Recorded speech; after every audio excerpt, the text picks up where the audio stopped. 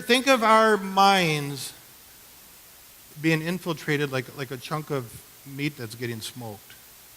And all those smoke particles are just saturating right into the very core of that meat, all those particles right into the core. Now imagine, friends, if each microscopic smoke particle represented a lie embedded into our brains, embedded into our minds.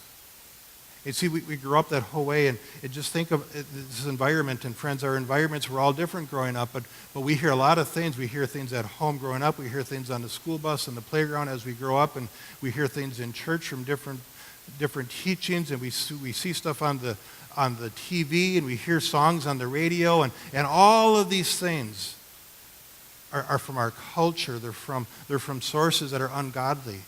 And just like smoke that goes into the very fiber of a chunk of meat, these lies, these deceptions, these things soak into our minds, and tens of thousands of lies have built up over the years in our lives, and we think thoughts like I'm not good enough, or I'll never change, or God isn't good, or God only answers some prayers, or God doesn't heal people today, or truth is relative, or it's my body, I can do what I want with it. And you see we can go on and on and on and on, right?